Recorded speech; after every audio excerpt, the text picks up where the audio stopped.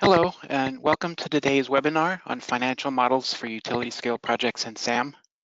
My name is Paul Gilman. I'll be presenting today, and I have my colleagues Janine, Matt, Brian, and Steve on hand to help with the Q&A.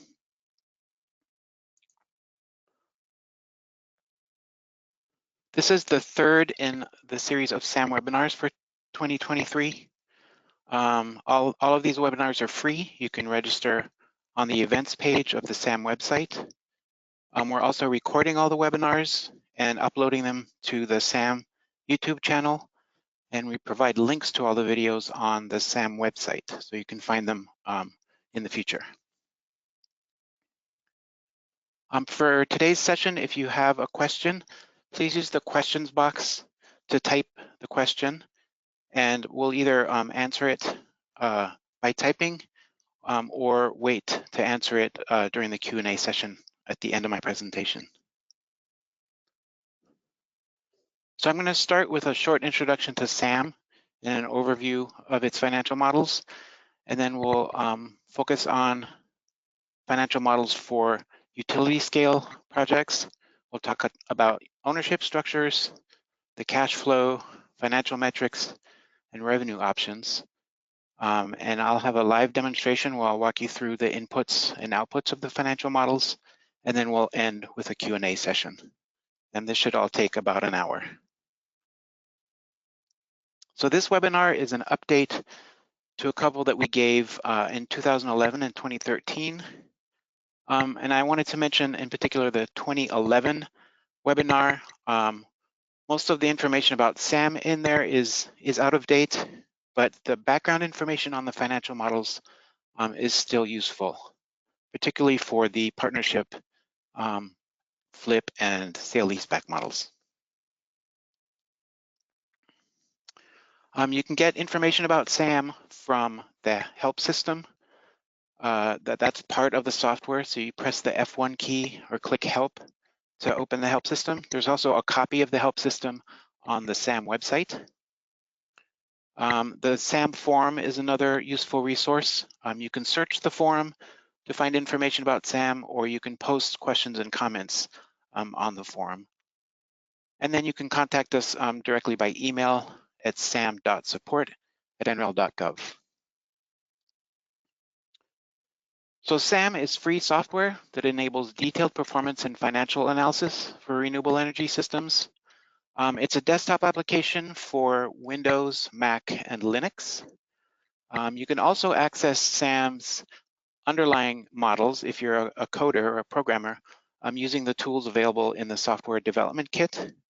That includes the PySAM Python package. And then SAM's code base, it's programmed in C++. The source code is all available on github.com repositories. And you can find more information about all of this on the SAM website. So SAM fundamentally combines a performance model and a financial model to represent a renewable energy project. The performance model runs a time series simulation, which can be hourly or sub-hourly, depending on the time step of the weather data. The performance model requires inputs that you provide, so the weather file, and then a description of the system. And it runs that time series simulation to calculate the kilowatt output of the system in each time step and annual and monthly production in kilowatt hours. The financial model uses that production data along with inputs that you provide to calculate an annual cash flow and a set of financial metrics that represent the monetary value of the project. The financial model inputs include energy from the performance model and cost, incentive, financial parameters, and revenue options that you provide on the financial model input pages. So SAM can model a lot of different kinds of renewable energy projects. It has various solar energy models, energy storage models, wind, marine energy, geothermal, and biomass performance models. There's also a generic system model, which is a basic representation that you can use to represent a fossil plant. And then it has a set of financial models. And for today, we're going to be talking about the financial models that are appropriate for utility scale projects. So we group the financial models into two categories. Use the shorthand front of meter and behind the meter to describe them. Front of meter financial models are for power generation projects. So these tend to be larger scale systems. And for these projects, all of the electricity that the system generates is delivered to the grid. And that the project sells that electricity at a power price, which may be negotiated or may be market price. And the purpose of the project is to earn revenue, make a profit. And we tend to consider a feasible project one whose revenue is greater than the project costs over the project life. The behind the meter projects, or distributed energy projects, these are for systems that are on the customer side of a utility meter. So in these kind of projects, the electricity meets a building or a facility's electric load, and any excess generation is delivered to the grid. These projects buy and sell electricity at retail rates, and the purpose of the project is to reduce the system owner's annual electricity bill. And a feasible project, in this case, is for a project whose bill savings is greater than the project costs. So for the front of meter financial models, there are several ownership structures. The first is one where a single entity owns, builds, and operates the project. So that's the case for the PPA single owner financial model, the merchant plant model, and the community solar model. And then there's a set of models for ownership structures that involve a partnership between two different entities. So these are generally partnerships that are set up to take advantage of the investment tax credit when the developer doesn't have enough income to take full advantage of the credit. So there's a partnership flip model, which involves a tax investor and developer. The tax investor gets most of the benefit for the beginning of the project, and then after a flip year, then the developer gets the majority share of the benefits. And in the sale leaseback structure, the tax investor purchases the project from the developer and then leases it back to them. So these are all the ownership structures that we can model with different financial models in SAM. A few things to keep in mind when you're working with these models. They're based on a high-level pro forma cash flow. These are annual cash flows, so SAM doesn't do monthly or quarterly cash flows. The models are designed to be simple enough to generate quick results, but detailed enough for sort of pre-feasibility level project evaluation. And they're generally enough to be useful for a wide range of applications. So whether you're a developer, whether you're a policy designer, if you're designing, doing rate design work, or a utility evaluating project proposals, the model is useful. And another thing to keep in mind is that the cash flow and metrics are from the project perspective. So SAM only has information about project costs and benefit. It doesn't have information about other income streams or other factors that may impact the system owner's decision on whether to go ahead with a project or not.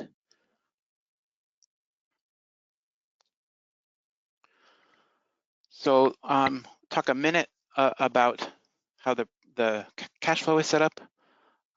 So the cash flow starts in year 0.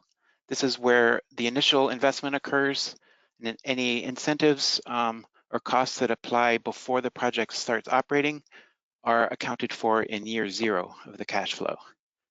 And then year 1, January 1st of year 1 is when the project starts generating electricity, and that's when it starts earning revenue, accruing costs, and paying taxes and debt and so on.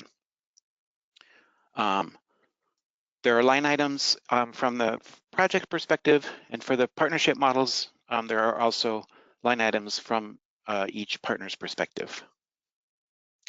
On the SAM input pages, you specify costs in year $1. You also specify an inflation rate, and SAM uses the inflation rate to calculate what the costs are in the out years of the cash flow. SAM does not apply inflation to the power price that you specify to calculate revenue. So if the power price is expected to increase over time, you'll need to specify a PPA escalation rate that applies specifically to the power price. So SAM calculates a set of financial metrics based on the after-tax cash flow. These are the net present value, which is the present value of these after-tax cash flows over the analysis period. And it's sort of an all-in value that accounts for all of the costs and benefits of the project. And a negative value generally indicates that the project is not financially feasible or that it costs more than its value. The internal rate of return is a measure of the project's profitability. So you're often trying to achieve some target internal rate of return. It's technically defined as the discount rate at which the net present value is 0. And then the power price is the price that the project is paid for the electricity it generates. And the size of debt is the size of the amount of money that it borrows to finance the project. So when you're evaluating these metrics, it's important to consider them as a set. You should look at all the metrics that I've indicated with blue arrows there together, and make sure that they all meet your requirements, because it's possible to get, for example, an internal rate of return that looks good, but at a PPA price that's much higher than you would expect to get in a negotiation, for example. So we generally want the net present value to be positive. We want a reasonable PPA price and internal rate of return. You want to make sure the internal rate of return is achieved by the target year, and you want to make sure that the size of debt is reasonable. So you might get results with size of debt over 100% or a PPA price, in the dollar per kilowatt hour range. When you get results like that, it's usually an indication that there's a problem with your inputs, and you want to go back and investigate your inputs. SAM can model various sources of revenue. So for the single owner, partnership, flip, and sale leaseback models, revenue comes from selling power at some price, typically a PPA price, with an optional escalation rate.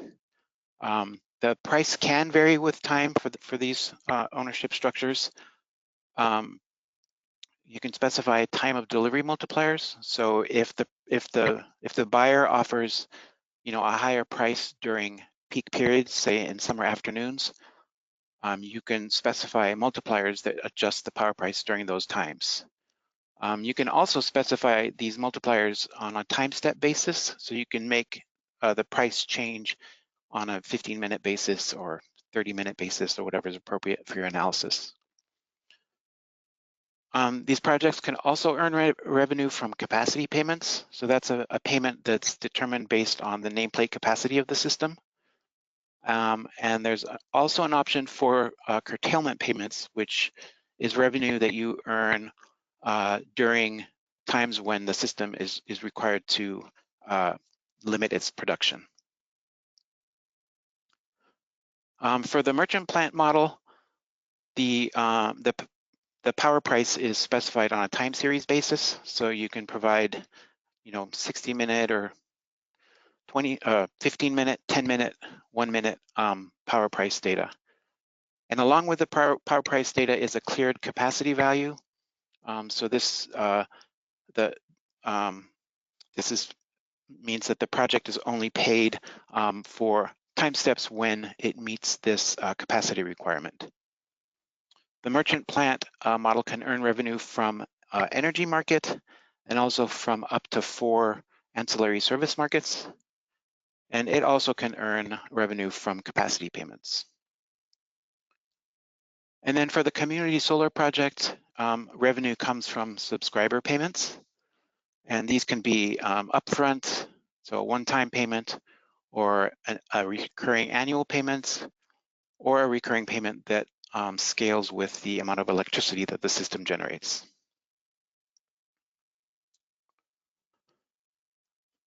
For the PPA financial models, there's an option to determine whether you specify the PPA price as input or whether you specify the internal rate of return as input. So you can run the model in either mode. So if you know the PPA price and want to find out the internal rate of return, you specify the PPA price and an escalation rate. If you have a internal rate of return target that you're trying to meet, you specify the target, the year you want it to be met, and an escalation rate. And SAM will do its best to find a PPA price that meets this requirement. Now, if you run the detailed photovoltaic model, you'll notice that during the night, there's negative generation values. And this is to account for the fact that inverters consume some electricity when they're in standby mode at night. So this, in your financial modeling, you want to account for the cost of that electricity consumption. So a straightforward way to do that is just to treat it as negative generation, negative revenue. So that assumes that the cost of that electricity is the PPA price. So you just apply the PPA price to the consumption. And that works for most analyses. It's a reasonable enough assumption. But in some cases, you may want to model a retail price to account for the cost of those electricity purchases. So on the electricity purchases page, you can choose which method you want to use for that to compensate for that cost. And keep in mind that if you use the specify target IRR option, you don't know what the PPA price until you've got your results. So you can't use the PPA price for those electricity purchases. So if you specify IRR target, you have to use the retail electricity rates option on the electricity purchases page, and you'll see red error messages about this when you're using SAM. So I just want to give you a heads up about that. All right, so that's my quick overview of the financial models. I want to spend the rest of the time here demonstrating SAM live. So I'll switch over to SAM, and I can pause here for a minute if there's any questions. None so far, Paul. I think there will be more when you get into your demo. Thanks. All right, so this is what SAM looks like when you start it.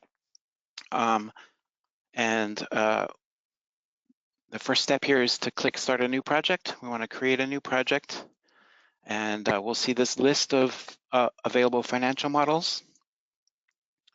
And for this example, I'm going to use PV watts just because it's simple and fast. So when I click the performance model here, I get a list of financial models. And so then we have our distributed financial models and PPA financial models, and then ones that don't fall into either of those categories. The list here depends on what technology you choose. So if I go to, for example, the power tower model, these are by definition very large systems. They're not typically used for residential or commercial applications. So for the power tower model, you only get the financial models that are appropriate for the power tower systems. So if we go back to PV watts, and I'll use the single owner model here for my demonstration. The inputs for the single owner model are identical to the merchant plant and similar to these partnership flip models. The difference between single owner and merchant plant is the definition of the power price. And then the partnership and sale leaseback models have additional inputs for the partner, the sharing of costs and benefits between the partners. And then the community solar model is the same as single owner, except that instead of earning revenue, instead of having a power price inputs for the power price, you've got inputs for the subscriber payments. All right, so here's the single owner model. So when I create this case in SAM, this is sort of analogous to a worksheet in an Excel workbook. I've got a tab up here. I can add additional cases to the file. For now, I'll just have a single case, which I will call PV watts single owner.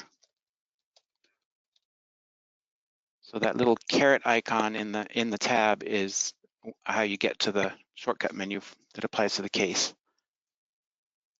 And then I'll see a big input page here. This is the inputs for location and resource.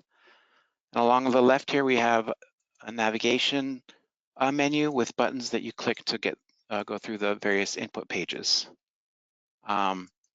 So when you create this case, SAM loads a set of default inputs. So it's sort of like a sample file. This is for a completely defined single owner PV system. On the location resource page, we can see the default location is Phoenix. And the default system design here is for a 100 megawatt PV system. And so these input pages at the top of the navigation menu Paul, are, yes. Sorry to interrupt. Your audio is garbling a little bit. I don't know if Okay. there's an adjustment to your mic.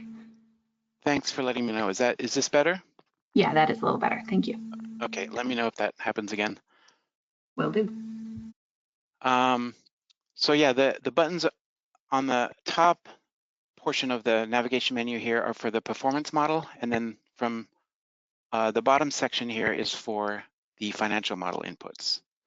So we can start with installation costs and see that our default system has a total installed cost of about $105 million for our 100 megawatt system. So that comes to roughly $1 per watt DC. The operating costs for our default system are set at $15 per kilowatt year. The financial parameters page, this is where the bulk of the financial model inputs are. We'll just do a quick review of them here and come back and look in more detail. But this is for a 25-year project. It's got a project debt of an 18-year loan. We're assuming an inflation rate of 2.5%, discount rate of 6.4%.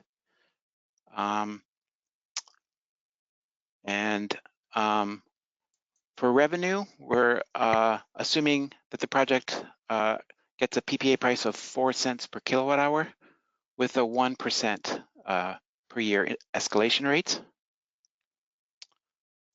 And again, this default system is assuming that it gets the 30% ITC tax credit and does not have any other incentives. They're all zeros.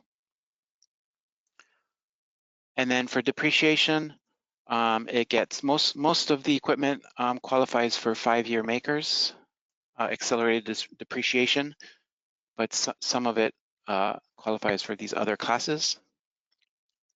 And then we're compensating for the electricity purchases using the PPA price. So once we've reviewed these inputs, then down here on the bottom left is the simulate button. So you click that. SAM runs a simulation and displays the results page. And so the results page has tabs across the top that you use to navigate through those pages. And if you want to switch between inputs and outputs, you use this funny button here. That's supposed to be a bar graph. So that'll switch you to the results page without running another simulation. So here for our default system, we can see that our PPA price was the input, and it's at 4 cents per kilowatt hour, so that looks good. We have an internal rate of return of 7.6%, which is not too bad. And then our NPV is positive, so it's about $1 million compared to our roughly $100 million installation cost. So that's sort of within reason.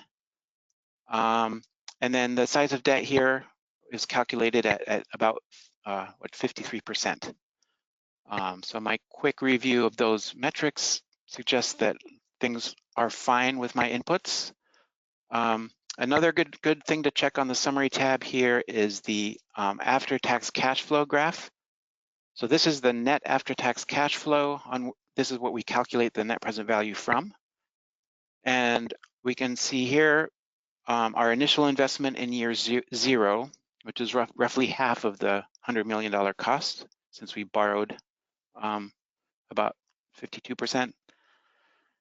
We can see the ITC benefit here in year one, and then we can see 5 years of accelerated depreciation benefits. And then we can see the debt payments taking a bite out of our revenue through year 18. And then at the end of the debt period, we have some profits. Sometimes you'll see odd bars that are going up in the wrong direction or the wrong magnitude in this graph, and that can help you identify problems with your inputs.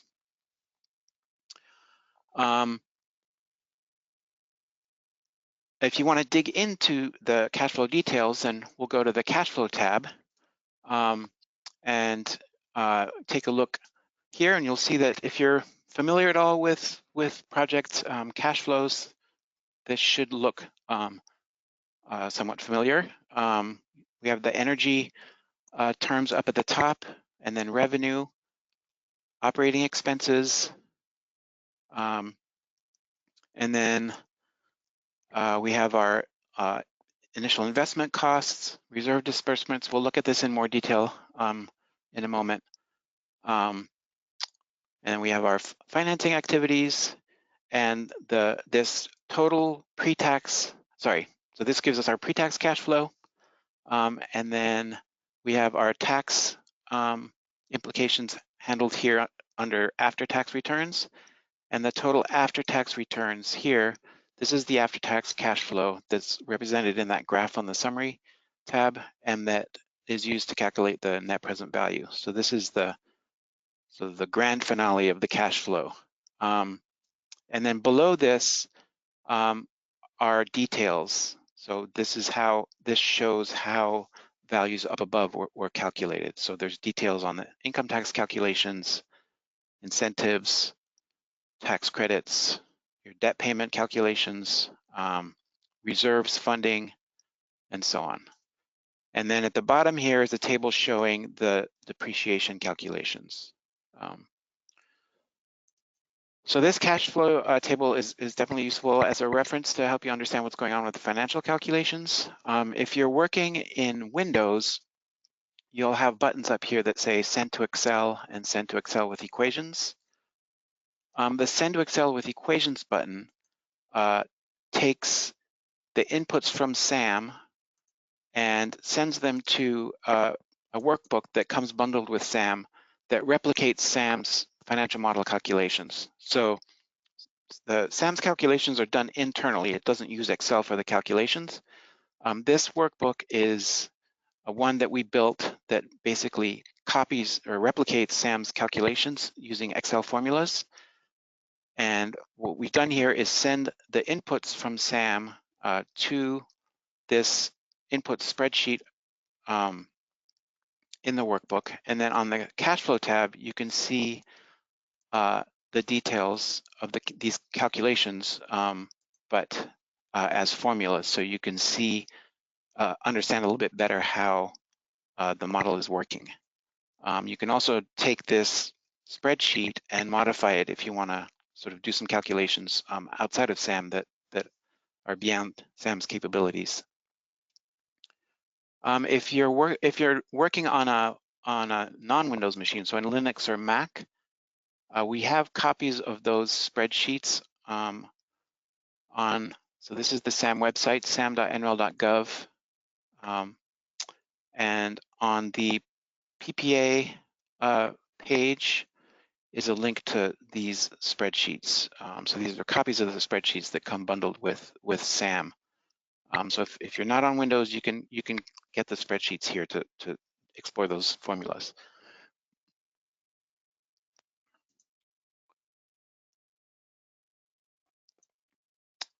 Okay, so now that we've kind of seen, done a quick overview of the inputs and looked at the results, we can go back and spend a little more time on the inputs. So I'll start with the installation cost page. And a key point here is that the number that goes into the financial model is this total installed cost.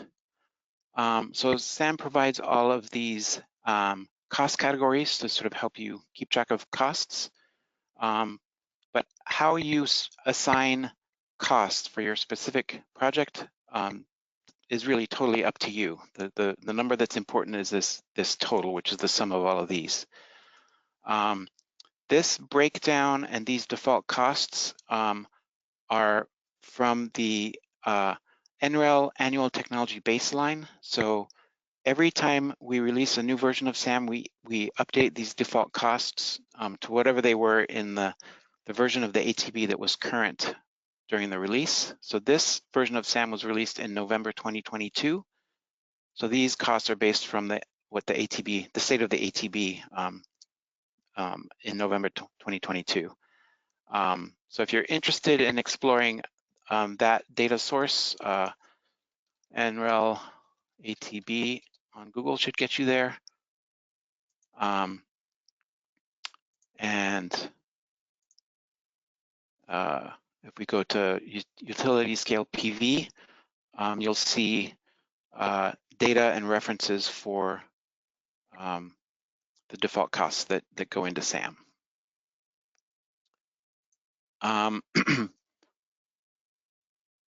Next up is the operating cost page. So this is where you specify costs, recurring costs that occur from year 1 and on. There's a default cost here of $15 per kilowatt year. We can see that cost in the cash flow here under operating expenses. So this O&M capacity-based expense comes to $1.5 million a year. So that's this $15 per kilowatt multiplied by our 100 megawatt system capacity. You could also use these other options to specify the O&M costs. So for example, if I wanted to say model some equipment replacement, maybe it's the inverters or some other component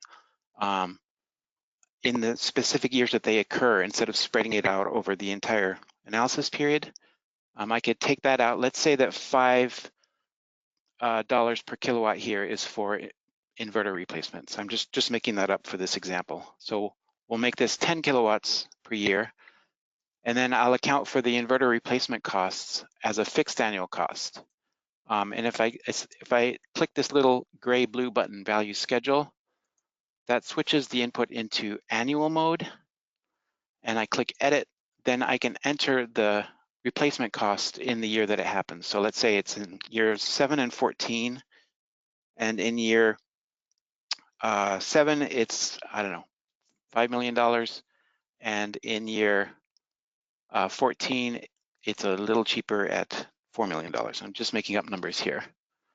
So now we have two O&M cost categories, and if we run a simulation and look at the results, we'll see there's our fixed cost in years 7 and 14, and our kilowatt per year costs here. So that's just just to illustrate the functioning of the inputs, not realistic numbers. So I'm going to reset this to the default values so our results don't get too out of hand. And for land lease costs, so for the PV models, you can account for land costs either as a annual lease payment or as an initial cost on the installation costs page. The land area here, this estimate is based on inputs on the system design page. So you specify these inputs here to get an estimate of the land area in acres. And then you can... Paul, sorry to interrupt, your mic is garbling again. Okay. So much going on. Is this better? Not yet. Okay, how about this? Nope. Still pretty garbly. Okay, let me... there we go. Is this better? Yep. Okay. I have a backup here that I'll dig out if that happens again. All right. Yes, we're talking about land costs. So you can either, so the land area estimate is from the system design page, and that's going to depend on which performance model you're using. And then you account for the costs so you can either include it in the installation cost or include it as an operating cost.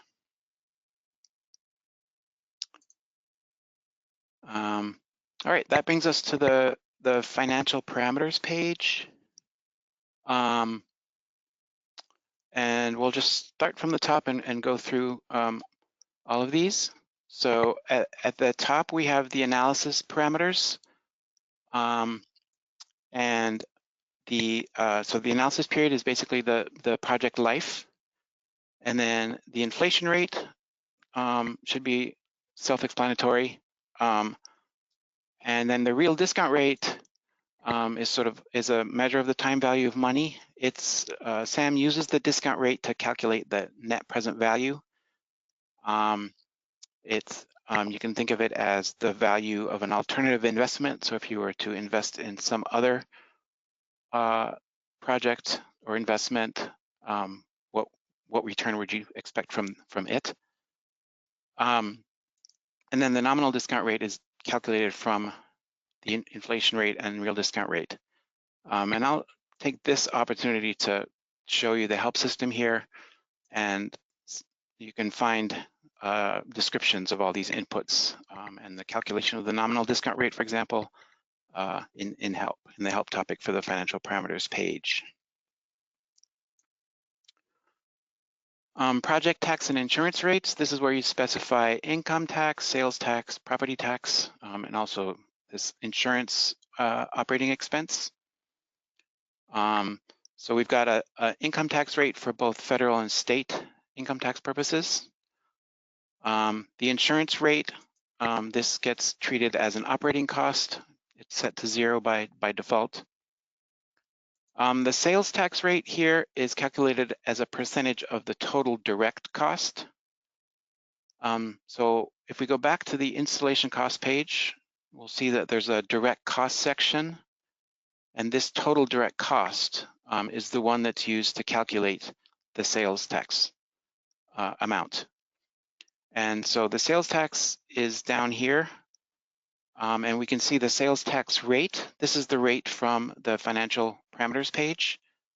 And we can see that the sales tax basis here is 100%. So what we're doing here is saying that the sales tax is 5% of this number. But if you look carefully at the direct capital cost categories, you'll see that there's labor, and there's installer margin and overhead, and there's contingency. So it may not be appropriate for your analysis to include those in the sales tax.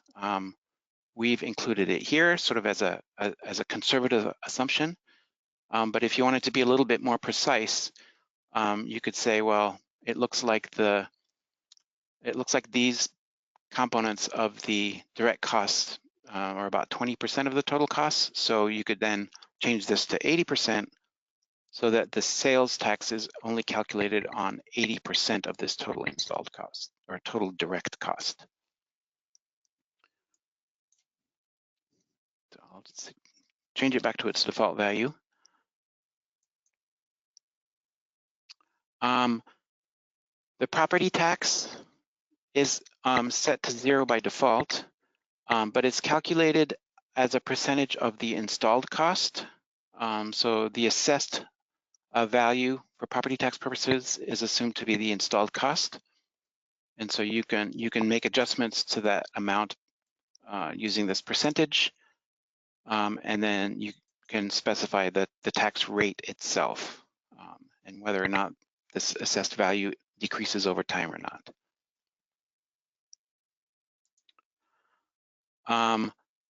The salvage value, this is to account for any potential value remaining in the equipment at the end of the project life.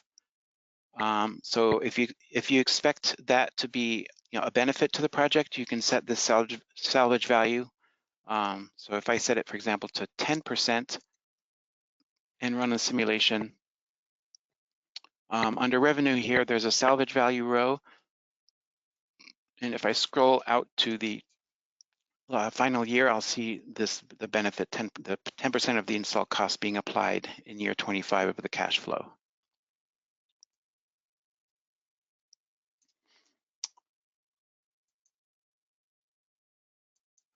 Just reset to defaults as I go here. Okay. Now for project term debt, so some of this terminology is a little awkward, but not for financial folks, I guess. So project term debt just means debt that is paid back over the project life. And there are two ways to size the debt in SAM. There's this debt service coverage ratio method or the debt percent method. So the debt percent is the easiest to understand. You just specify the size of debt as a percentage of the total installed cost. The debt service coverage ratio method, for this method, SAM sizes the debt based on cash available for debt service. So what that basically means is that the amount of revenue that you earn compared to your costs determines how big of a loan you can take out. And so this is a standard method of debt sizing for those who are in the finance community. For those of us who aren't, it's a little bit hard to understand, and we just prefer to use the debt percent option. The the tenor here, that's just the debt period, so the debt repayment period. The interest rate, that's the debt interest rate. And then these closing costs are important to note. So by default, we have a $450,000 fee, and then an additional fee that's 2.7%, 2.75% of the total debt. So that gets added to the project installation costs. So if we run a simulation and look at the results, if we look under investing activities, we'll see that these debt closing costs, the debt upfront fee, get added to the total installed cost to calculate this total purchase of property. So these costs are significant, and if you don't intend to have them there, you should be sure to zero them out or adjust them as appropriate here. The cost of acquiring financing is just another one of these fees that gets added here. It's set to 0 by default. And then construction financing, these inputs are basically a little calculator in the user interface that calculate a total construction financing cost that also gets added to the total installed cost. So you'll see here the total construction financing cost gets added up. And that's calculated based on the inputs that you provide here. So by default, we assume that there's a single construction loan it's a 6-month loan that's has a 3.5% annual interest rate and a 1% upfront fee. So the sum of the interest and upfront fee is the total construction financing cost. So this is specified in months, but if you have a construction period over a period of years, you can just, if it's a 2-year construction project, you can make it 24 months, for example. And then the reserve accounts here are to represent funds that the lender requires of the developer to keep on hand. And there are reserve accounts for different categories. So we have working capital reserve, debt service reserve, receivables reserve, and a major equipment replacement reserve. So 4 different accounts here, and each one of these is specified in months. And there's a single reserves interest rate that applies to all reserve accounts. We can look at the cash flow here to see how these work. So this is the working capital reserve.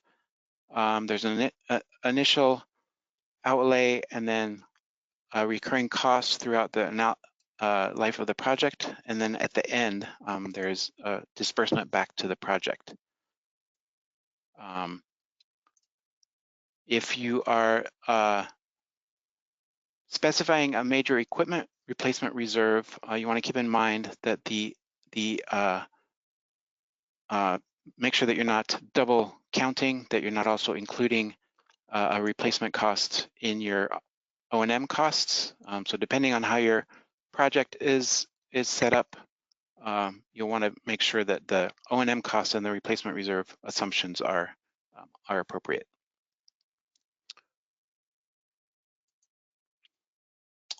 The revenue page, this is where we specify the how the project earns revenue.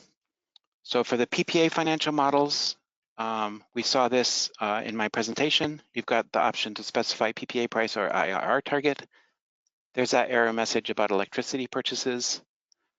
So if I go here and switch this to use retail rates and make sure this is a reasonable number, then that message goes away.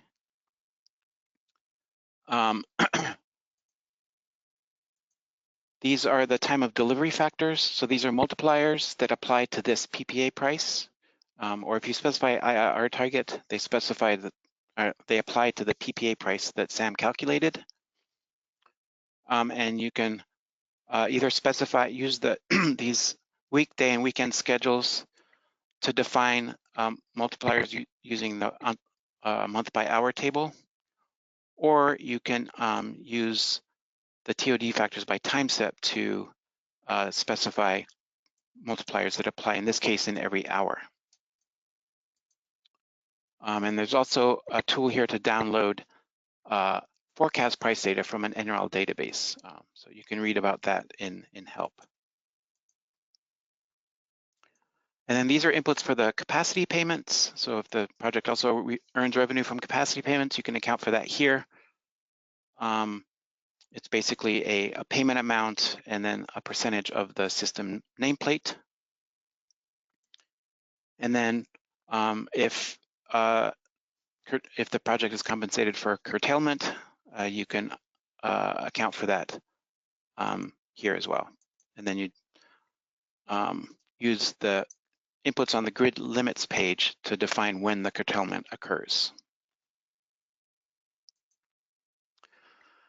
So this is a good time to show one of the other financial models so we can compare the revenue sources. So I just clicked add here to create another case, and I created a PV Watts merchant plant case.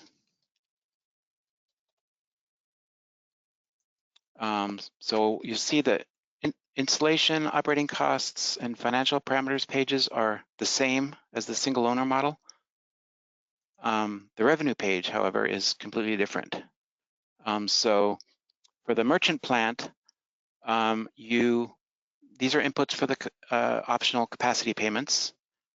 There's a set of buttons here to download time forecast price data from that involved database I mentioned.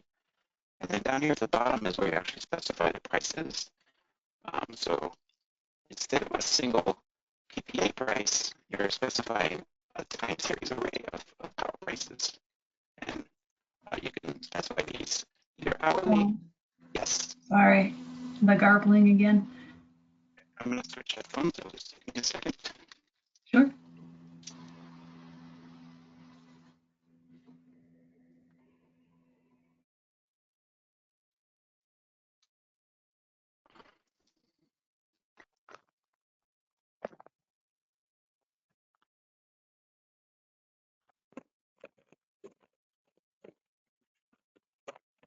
All right. Can you hear me? You're very, very faint. Very, very faint. Okay.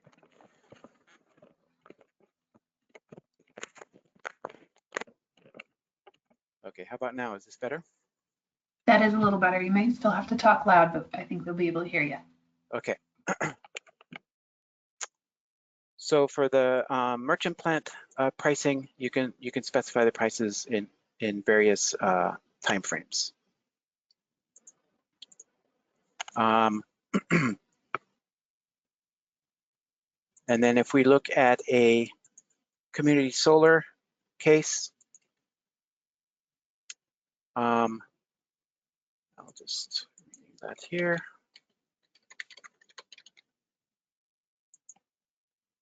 Again, all the input pages are the same as for the single owner model, but the revenue is defined here based on subscriber, different forms of subscriptions.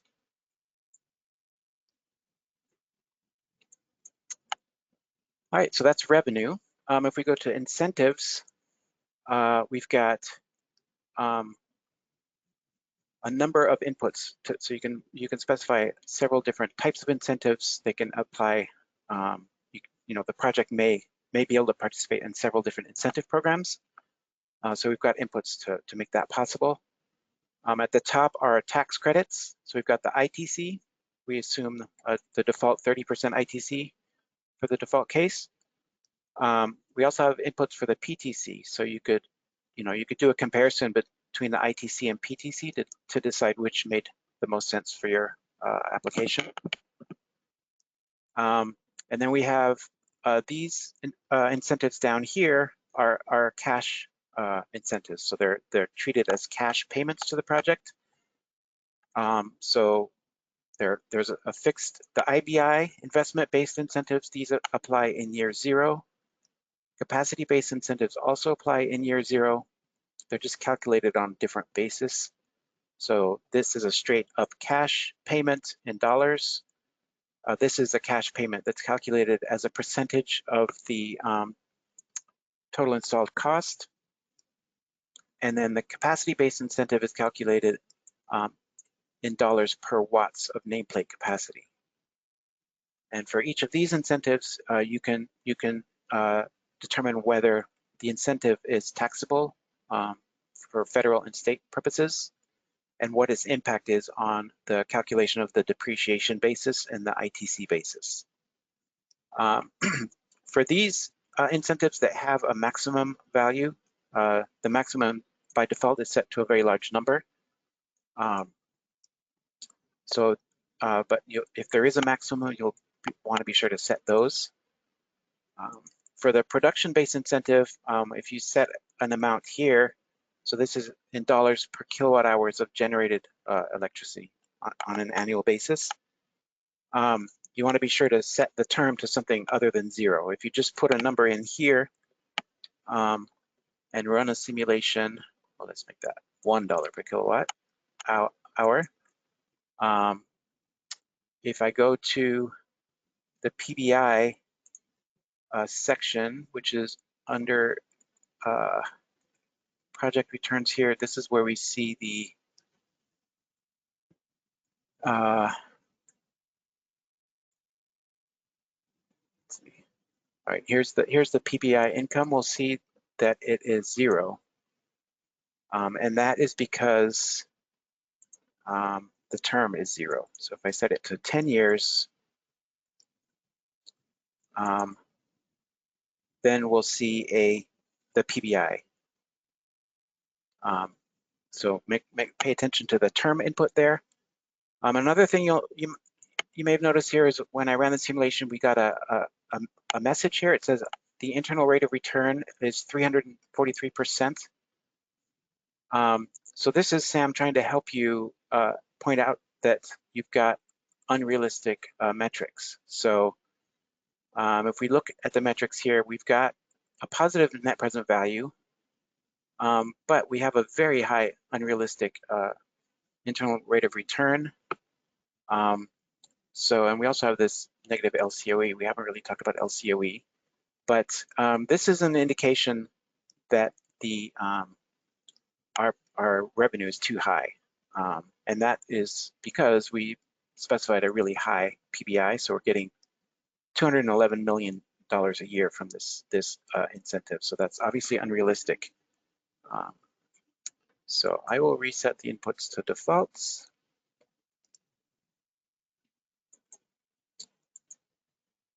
And then depreciation.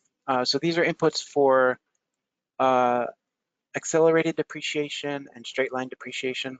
The default inputs are based on sort of IRS rules and interpretation of what a typical breakdown of depreciation is for a PV project. So different kinds of equipment in a PV system will qualify for different classes of depreciation. So it's mostly 5-year makers, but there's also some other ones in here. If you're modeling a PV system in the US, you can just go with these default values. If you're in another country or you're an expert in tax law, you can modify these inputs as appropriate. And then we already discussed the electricity purchases page. This is only going to have an impact for models that have nighttime electricity usage or that have electricity usage during times when the system is not generating electricity. So it turns out that the PV watts performance model does not have this negative power generated at night. But if I use the detailed PV model, so this is detailed PV single owner. I run that simulation. It's going to take a little longer because it's a more detailed model. And one of the details that it accounts for that PV watts doesn't is that nighttime inverter consumption. So in the output array for the detailed PV model, we'll see negative consumption at night.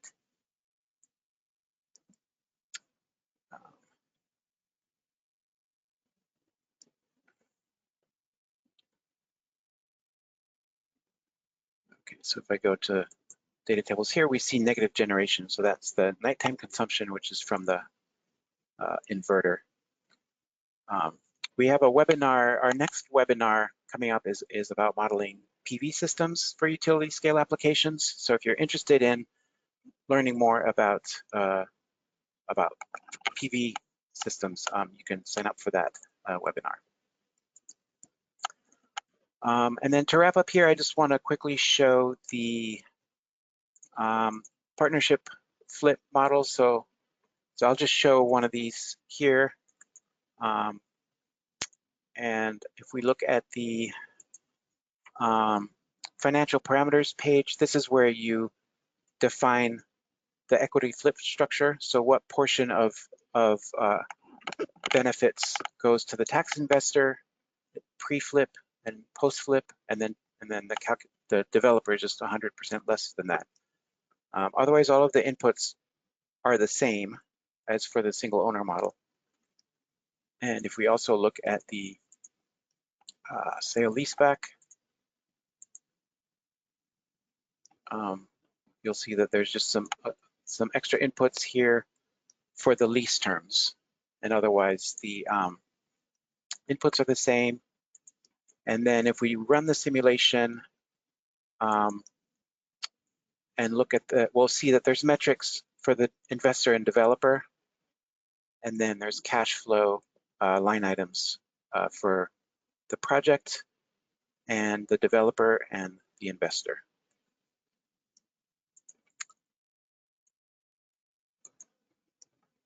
All right, so I think that's all I had for the demonstration. Thanks for listening to all of that. I hope it was helpful. And now I think we have, I guess we're out of time, but we can take some time to handle a few questions here.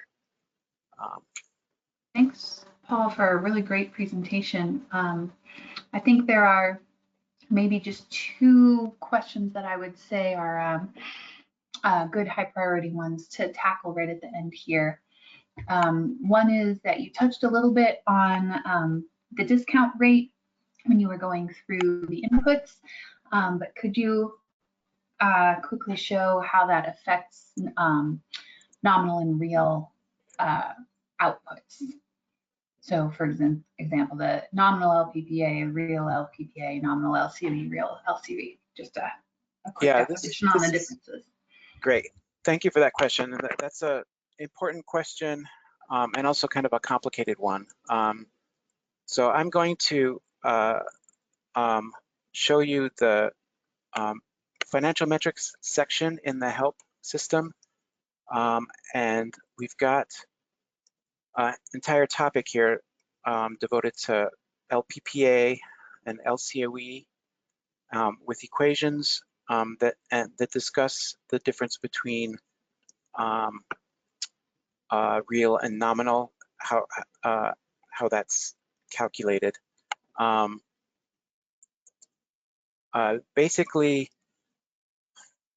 I think the most important thing is to understand about this is that you want to make sure that when you're doing comparisons with other people's work, you want to make sure that you're all using the same flavor of LCOE and LPPA, and that you're using the same discount rates. So mathematically the difference has to do with which version of the discount rate you're using in the denominator of this term. And if you look at the derivation of this equation, which is shown, I think, in the LCOE topic, you can see why you end up with this discounted energy term in the denominator. So I would recommend spending some time looking at these help topics to get an answer to that question. It's also something that there's quite a lot of discussion about on the internet, so you can do a little internet research to get clear about that. Great, thank you, Paul. And you did just show actually where to find the answers to one of the other questions, but I don't know if you have a one-sentence definition off the top of your head of the difference between the LPPA and LCOE to help folks that are looking to look into those two a little bit more. Yeah, you'll notice I completely ignored LPPA and LCOE for this presentation because generally for project finance work, people are looking at NPV and internal rate of return. Again, the definitions for those metrics are in the in help. The basic difference between LPPA and LCOE is that let me reset this to the default input so we have results that make sense. The LPPA includes revenue, basically. The LPPA is the levelized PPA price. So it's just accounts for PPA price and escalation. And the LCOE is just the cost of generating electricity. So it accounts only for costs. And so in general, if the nominal LPPA is greater than the nominal LCOE, you should have a positive net present value. Or if the real LPPA is greater than the real LCOE, you should have a positive net present value. So that's kind of a quick explanation of the difference between those two. The reason we have both has to do with the history of the evolution of LCOE in the industry. So it's a little convoluted. Wonderful. I think those are probably the highest priority questions. Thank you so much, Paul. We can probably go ahead and wrap up from here. You're welcome. If you have any questions, or if you want to follow up with questions that we didn't address, please feel free to email us at sam.support@nrel.gov, or go to sam.nrel.gov and post a question on the forum. Thank you very much for your participation and your questions. We'll be posting a recording to this later today or tomorrow. Thank you and have a great rest of your day. Thank you, Paul.